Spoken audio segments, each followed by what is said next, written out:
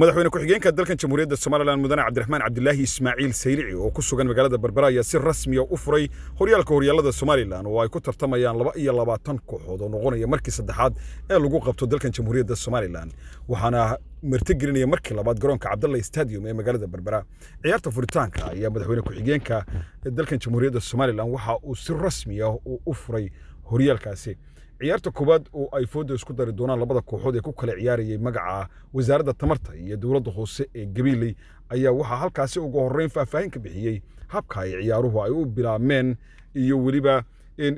horyaalada Soomaaliland iyo kooxaha ka qayb qaadanaya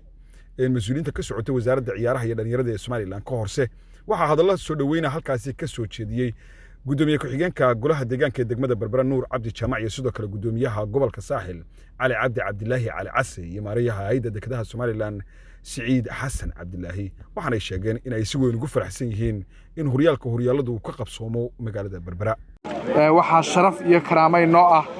inaynu maanta inoo bilaabmayo in furayno horyaalada Soomaaliland oo runtii ahaa markii saddexaad laba jeerna ay maaragtay Berbera nasiib u heshay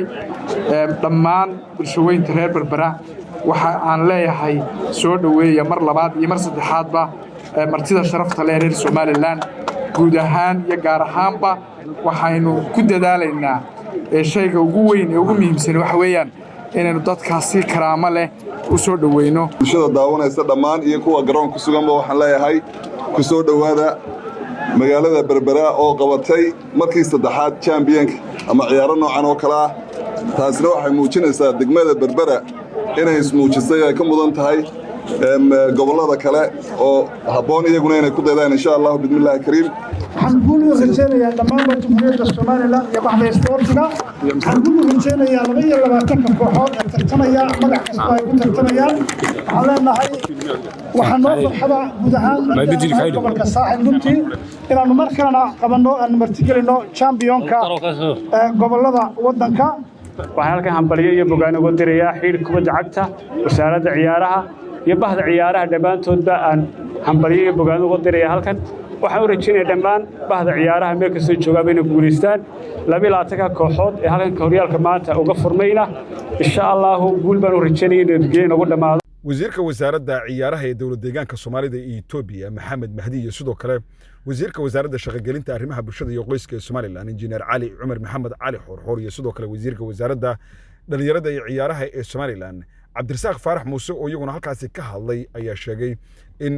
ciyaaruhu ay ka yihiin isdhexgalka dhalinyarada iyo sidoo kale ka hortagga qabyaaladda iyo waliba in kor loo qaado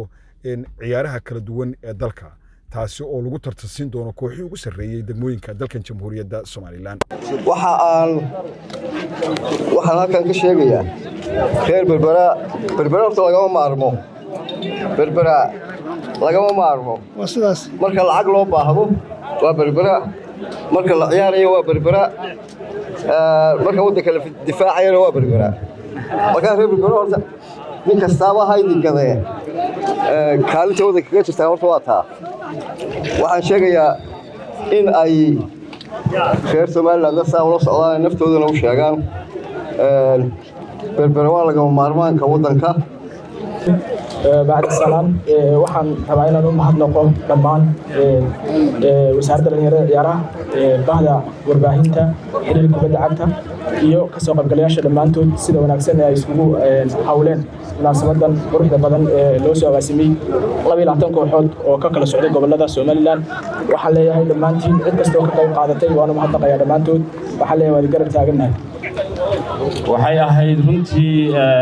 may ahayn halkan la iskaga imanin si fudud waa qorshe adag oo juhdi badan iyo dadaal badan la geliyay in halkan la soo gaaro maanta oo ay ka wada shaqeeyeen xiriirka kubadda cagta iyo wasaaradda dhalinyarada iyo ciyaaraha iyo guud ahaanba xukuumadda jamhuuriyadda Soomaaliland ee uu hogaamiyay mudane Muuse Biixi Cabdi iyo Cabdiraxmaan Cabdilaahi Saylici waxaanu ku guuleysanay inaanu runtii si dhab ah oo cadaalad ah oo mas'uuliyad ku jirta aan u soo gaarno halkan at the same time aan ku guuleysanay inaanu horyaalada oo ah 22 kooxood oo ka imanaya dhammaan gobolada jamhuuriyadda Soomaaliland lagu casuumo degmada Berbera isla markaana loogu qabto horyaal tartankiisu uu soconayo muddo gaadhaysa 30 cisho iyo in ka badan. Arrintaasi waa guul qaranku gaadhay, waa horumarka iyo istijaaha ku dhisan istaraatiijiyadda cad ee xukuumadda Jamhuuriyadda Somaliland iyo xisbiga kulmiye, taasoo runtii mar walba garab taagan dhiiri gelinaysa waxyaabihii u ahaa kriteeriyada ama shuruudaha u ahaa inay qabato. isla markaana aanu isleenahay waxaanu gaadhnay marka laga reebo dalka difaaciisa oo boqolkiiba 100 aanu ku guulaysanay inaanu waddankan badbaadino. waxaanu ku daray inaanu horumarino arrimaha bulshada iyo gaar ahaan qaybtay khusayso oo ah hay'adan la yiraahdo wasaaradda dhalinyarada iyo ciyaaraha. cabdinaasir qodax oo ka tirsan golaha baarlamaanka ee Soomaaliland cabdinaasir qodax oo ka tirsan golaha wakiilada ee Soomaaliland oo isaguna halkaasi ka hadlay ayaa soo dhaweeyay tartankan maanta ka furmay magaalada Berbera. madaxweyne ku-xigeenka dalkan Jamhuuriyadda Soomaaliland mudane Cabdiraxmaan Cabdilaahi Ismaaciil Saylici oo si rasmi ah u furmay ciyaarahan ay ku tartami doonaan naadiyaasha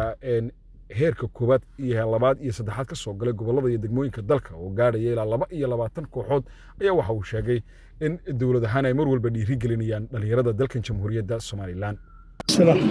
salaan kadib farxad weyn iyo sharaf ay tahay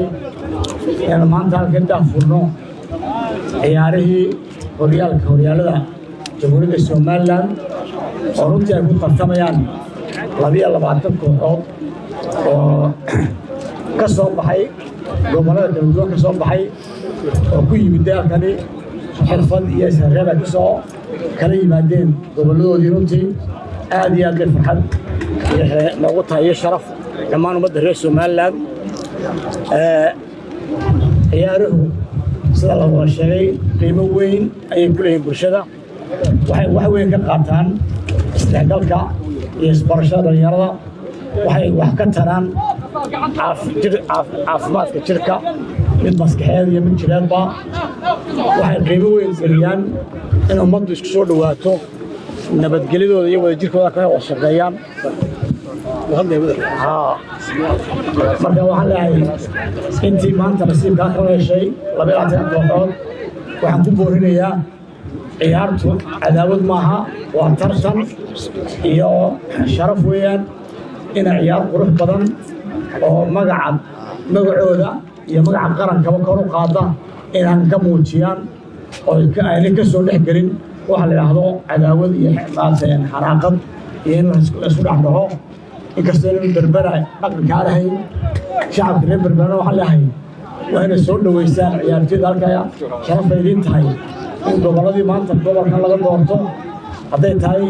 adeegga halkan lagu sameeyey ee garoonka qiimaha leh runtii ee golaha deegaanka degmada Berbera kalka ka hirgeliyey ay soo jiideen shacabka ahaan waxaa laga rabaa in adigu soo jiidaan dadka soo dhaweystaan. madaxweyne ku-xigeenka ayaa si rasmi ah u taabtay kubadda bilowga ee labada kooxood ee wasaaradda tamarta iyo dawladda hoose oo furitaan u noqonaya horyaalada Soomaaliland oo socon doona bishan fooda inagu soo haysa. Mukhtaar Cabdiraxmaan Maxamuud, telefishinka qaranka Soomaaliland, Berbera.